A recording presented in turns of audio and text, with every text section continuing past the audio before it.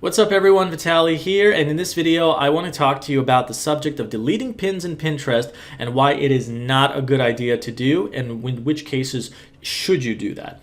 So the first thing to understand is when you create a lot of pins in Pinterest, you're targeting different keywords, most of those pins are not going to perform well, and that's just the general rule of thumb. Some are, and if we look at this post or rather this board that I have here, you'll notice that few pins like these ones are performing really well. They have saves, they have a lot of impressions, they have pin clicks, and they also have a lot of outbound clicks going to my site, but there's also a lot of pins that have a lot of zeros, as you can see. Now, common sense, and this is the way I used to be, would say that when you look at these pins, like this one only has one impression and zeros across the board everywhere else, you should erase this, right? Well, I have come to think that this is not a good idea, and I'm going to explain why that is the case in this video. So before I do that, let me just say that if you're new to the channel, welcome. My name is Vitaly. I make money online full-time. I run an online business. I do social media stuff like Pinterest, Facebook, how to generate traffic from those places, how to do affiliate marketing. One of my main projects is this blog called The Nature Secret, which I actually send this Pinterest traffic to. It makes a full-time income. Here's one source of traffic, rather one source of earnings. Here's another one which does affiliate marketing that's also connected to this site, and I do other things as well. But basically I teach this throughout my channel, and if you like this content, like, share, and subscribe. But if you're new or struggling and you want to learn how to create something like this so it makes you money online potentially, I'm going to leave a link below this video to a free beginner case study that you can check out, which goes over the details of this and how to actually start taking action steps to do this as well. So check that out if you're interested. But getting back into the main subject, one thing you need to understand about Pinterest is that one of the main ways that you get traffic from Pinterest to your website, which is the ultimate goal of marketing, is that you create pins that target popular keywords.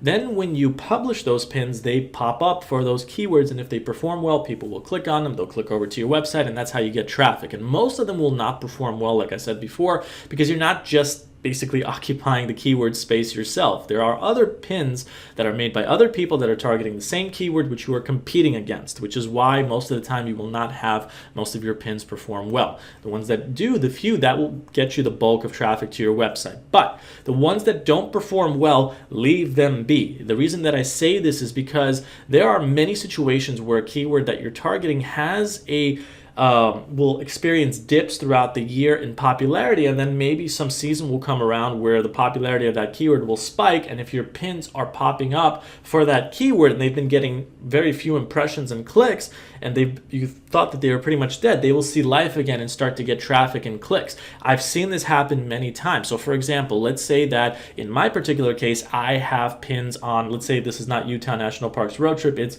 fall foliage in Vermont. Vermont is a popular state in the US, which is super duper popular in September and October to visit because of fall foliage. So if I create fall foliage pins, guess what? They're going to be popular in September and October of the year. But then afterwards, November through August, you're going to think that they're dead. They're just having zeros everywhere, so you're going to think that this pin isn't going to do too well, so you might be tempted to erase it. Whereas if you just waited out for the next September and October to come around, that's when the peak will start to rise again. So that pin that you thought wasn't performing well, that you were tempted to erase, or delete rather, it will come back to life and it will start getting you impressions, clicks, and all of that. And even if it has one impression, like some of these pins that you see over here, I would keep it.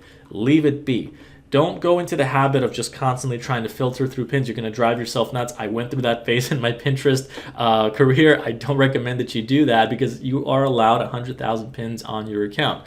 In the very rarest of circumstance where you should erase pins is if there's been like a year that went by that they are just not doing anything, not even a single impression, no clicks, no saves, nothing is happening. And in that situation, yeah, it's a good idea to do that. But I would honestly just leave it alone and keep making new pins, targeting new keywords, and focus your energy on that versus focusing your energy on trying to clear the clutter, if you will, through your Pinterest account, because you will take time away from creating new pins, new boards, targeting new keywords, and essentially growing your Pinterest account versus contracting it. So that is really the ultimate thesis of this video, if nothing else. So I hope that this video helps you understand my main point. If you have any questions, let me know. Like, share, and subscribe if you enjoy this content. And once again, I will leave 2 links actually actually below this video. One will be to the free case study that explains how I make money to this website that Pinterest traffic goes to, as well as other sources, Facebook, Google traffic, and how it makes this money that you see here and here. So if you're interested, check that out. And the second one will be to a Pinterest playlist, which will show you